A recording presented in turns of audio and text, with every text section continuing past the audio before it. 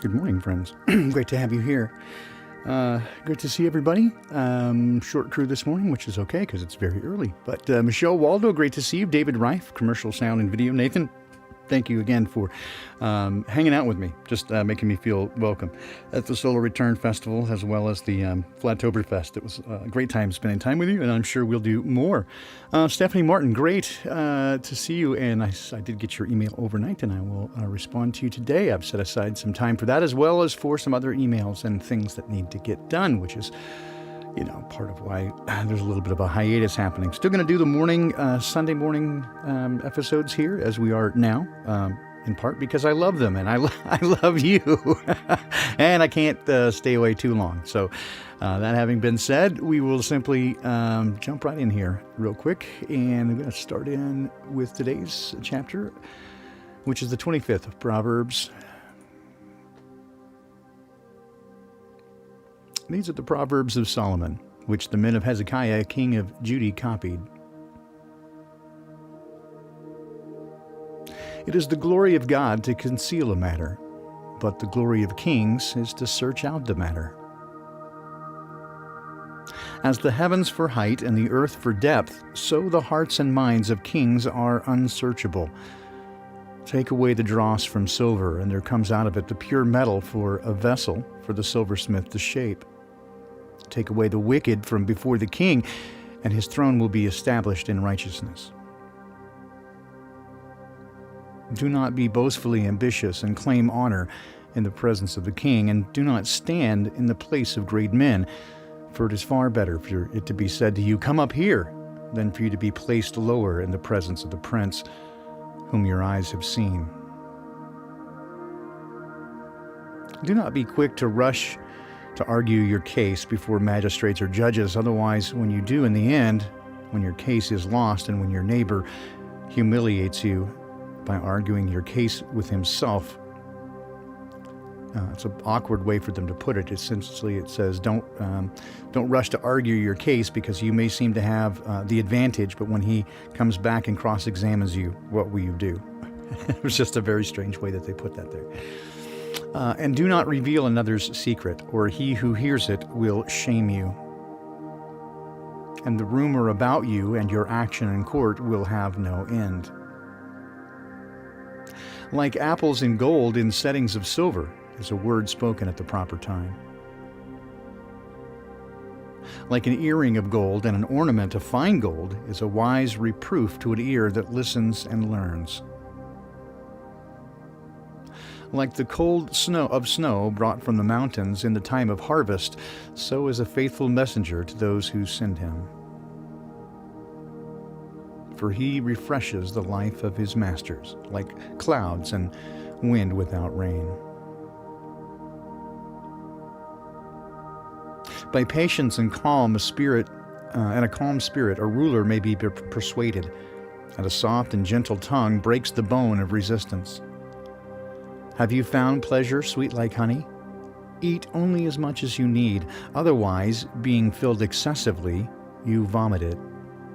And let not your foot seldom be in your neighbor's house, or he will become tired of you and hate you. Like a club and a sword and a piercing arrow is a man who testifies falsely against his neighbor.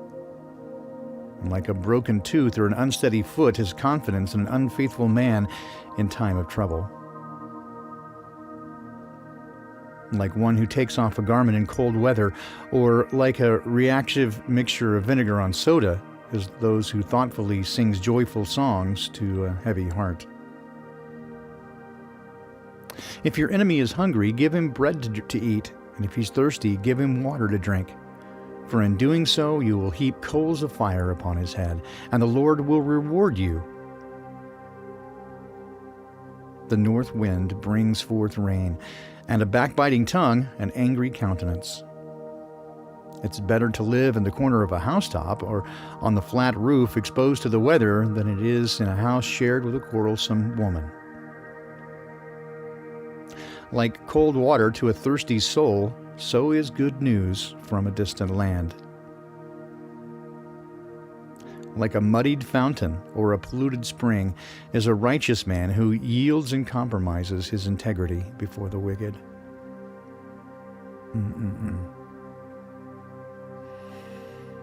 It is not good to eat much honey, nor is it glorious to seek one's own glory. Like a city that is broken down without walls is a man who has no self-control over his spirit. And that brings to the end Proverbs 25, but those last couple of verses, man, certainly highlights what we've seen around us. Like a muddied fountain or a polluted spring is a righteous man who yields and compromises his integrity before the wicked. Fear of man. And many people ask, why? What is this about fear of God? Well, the fear of man essentially is being concerned with what people around you think. What do they think of you? Don't worry about that. Fear of man is, well, again, I've said before, it's not what I think or what you think, it's what I think you think that often matters, right? So people live their entire lives running a script that someone else has given them, and that other person, frankly, often doesn't even care about them. They're just trying to get through their life. And so we do the things and we do the dance to get the cheese, at least until we see some approval, what we interpret as approval from the other person. And we entirely live our lives serving other people's whims and wishes. And so this is called the fear of man. Well, it's much more effective to have fear of God, and that is simply just being concerned about what Dad thinks. And that's it's not, again, being afraid of him so much as as with any relationship, I'm interested in what he thinks and how they perceive me. And am I doing well enough? Do I please you in this relationship? Right? I don't keep rules for rule keeping's sake. I simply try to do the things that I think would please him and avoid the things that I know displease him. And the things that I know of him, both from personal experience and from what is written, is pretty impressive. All the positive things that you would want are listed here. If you go and read through the Psalms and the description of who Dad is, I think you'd be hard-pressed to agree with anyone who brings forward the idea that this is some sort of psychopathic, angry, big kid with a magnifying glass burning the ant sort of egregore. Archon, I don't see it. Everything that I see from the Creator is always, only, ever light and love. And again, it's not my job or even my intention to convince you of this. It's simply encourage you. There's nothing that I can do to make that happen or not. It simply is or it is not. I'm just extending to you the opportunity to ask Dad to share himself with you and to learn and know who he is and they are as your Creator. I think that you will find them to be fascinating individuals, certainly. One of the things that I noted this week, and I'll keep this fairly short, but one of the things that I noted this week, just observing, thinking about things. I do a lot of observation, watching the world around me, clearly.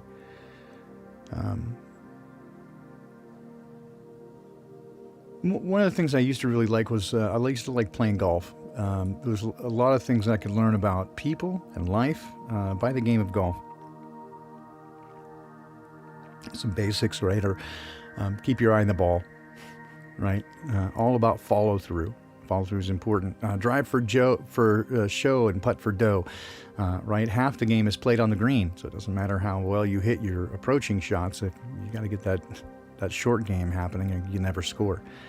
There's a lot of things like this that are, I think, important life lessons that can be learned if you give yourself the opportunity especially when playing the game as it was, I think, intended to play, which is to walk it rather than use the cards. It gives you just enough time to walk between each shot to figure out how you want to approach the next swing.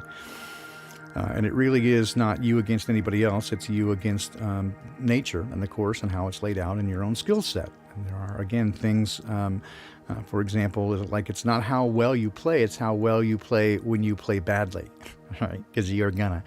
And there's this place, and this is what I wanted to get to, right? Is there's a place where I found it interesting when playing with my brother. So early on, when I began to play golf, came into it kind of oddly. When we moved to Texas from Washington State, we lived on the first tee of a golf course, a private country club golf course. So I got kind of introduced to it there, but then played professional putt-putt for a period of time in my late teens and early 20s. Did I? Yes, I did. And my brother got me into real golfing again thereafter. I got him into playing professional putt-putt. We won a little bit of money, and he got me into playing real golf, and we did that. Well, early on, again, had some talent for it. My brother is way better than me. But early on, he would get really frustrated and would like throw his clubs and want to quit, right? Well, I'd be like, what are you talking about? You said, a couple of great shots there. And it's in part because of this Dunning-Kruger thing that we keep talking about, right? This valley of despair and this peak of Mount Stupid. And so when you hit a few good shots, it's sort of like you begin to expect to make them, right? And that's kind of where he was at this peak of Mount Stupid, valley of despair, right? You sort of realize you hit a few good shots and then you begin to expect to string them together. And if you keep your expectations low when you start out, you realize that's not going to happen. You're just out there to have fun. But when you begin to expect to do well, then you have this period of time. And this is, most people never get to this place. They never realize that they're not any good at it. And so they just continue, well, because I know some information, I know how many clubs, and I look at this great set I have. I got these, Ping I4s, and they're really nice. Most people that you see in the golf course, right, you can, again, learn a great deal about them by stuff like this. Look at their golf bag. What do they have in it? Is it just all the top-notch stuff, but it's never been used, right? You can see the same thing on skiing, snow skiing, same thing. Get people out there who've got all the gear, and they can't ski to save their life. Well, so we have this peak of Mount Stupid, right? Valley of despair here in the Dunning-Kruger. They never learn, and then you finally get this area where you begin to learn competence. And this is this valley of despair and slope of enlightenment, right? Most people never get past here, right? This peak of Mount Stupid. They believe that they got it all together, and they've learned from the indoctrination center that if you repeat the answer well enough, that you'll get the gold star, and that makes you smart and sciencey. And if you ask questions, especially questions that are difficult and challenge the basic premise of what's being told, then you're stupid. No, you got it figured out when you ask those questions. And you can tell other things about people with golf, for example. Be careful if you go play golf with a guy who's got an eraser on his golf pencil. They make those without erasers for a reason, right? But does the guy use the foot wedge a lot? Does he cheat? Some people are really super egotistical. They want to win at all costs. Other people just want to party. They just want to drink the whole time. Again, there's a lot to be told about a person if you just pay attention. Just saying. And as I look around us, this certainly is, this is what I'm doing right now. I'm sort of like hoping to play a round of golf, if you will, metaphorically, with people as we continue to push forward into this idea of a communal living situation where we can spend our lives together. But like all such situations, this requires dating, if we're going to commit to each other in that kind of situation. So just getting to know people and trying to do that. I think that's the best thing to do is get to know one another. And I highly suggest that you do that as well with people in the community. And I have found this community to be in particular one of the absolute best group of people that I've ever seen, ever, anywhere. So you got that going for you, which is really nice, and which is why I love you guys so much. And comes back to this place.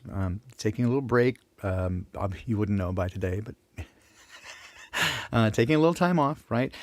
Just to kind of get my head together and make sure that I'm completing the things and that I can provide what you come for, right? I don't at all want this to be ever about me, all right? Or you just coming to hear me, blah, blah, blah, right? If it doesn't have any value to it, I don't want to do it.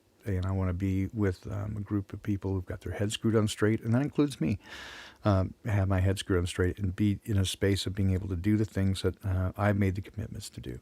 And if I want to be the person of integrity that I encourage others to be, I have to do that myself. And that includes this, and making sure that I am the person of integrity that does the things I say I'm going to do and complete those tasks that I've set for myself. So that's where we're at.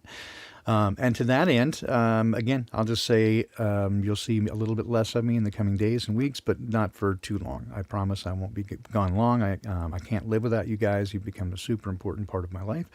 In fact, the biggest and most important part, which is why, again, I came to this place yesterday of realizing that life was getting in the way of me living life, and I needed to focus more on the next steps and moving ahead. Otherwise, it was never going to happen. So I need to do those things in earnest. And I feel like, in a way, I owe it to you guys. Right, so I'm going to continue to do that. Also know, and because I see Scooter Orr in the chat, that I'm going to go back through the last 3 or 4 chats and randomly pick out a few folks. And I think I will probably, if it's people who are in the chat, pretty good chance I have your email address. Maybe not, but I'll reach out. I'm going to pick a few random folks for some T-shirts. I'm going to send you some Fuck the Fucking Fuckers T-shirts. So you can impress those folks around you and tell them what you really think.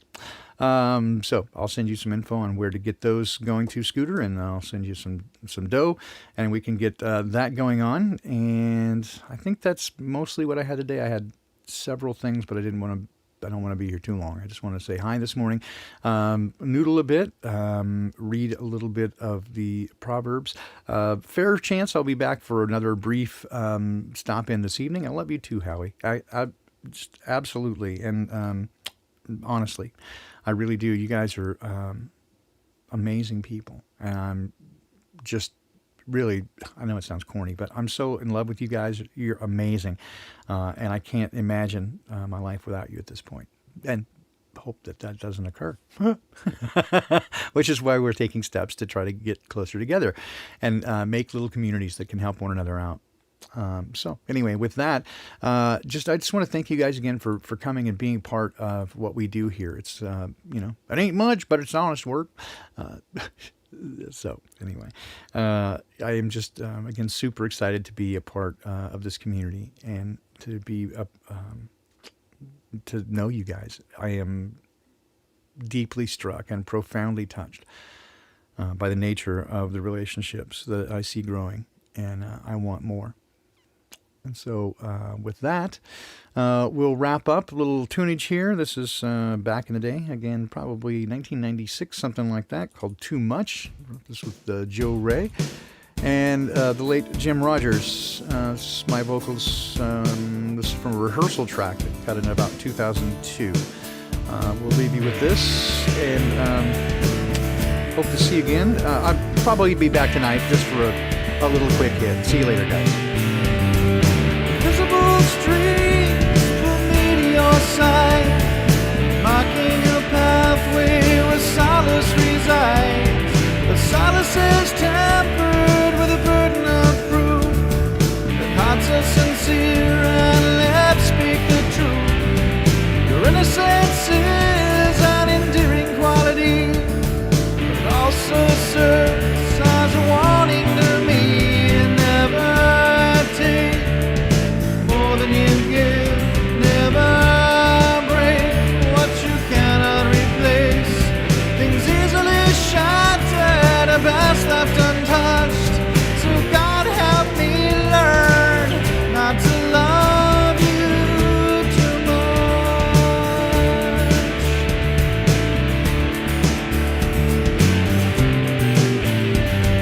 A twist of fate or a twist of the night, both means to an end in an unfulfilled life. You want and you need to beg and receive, each gifts in return, a few in between. Your promises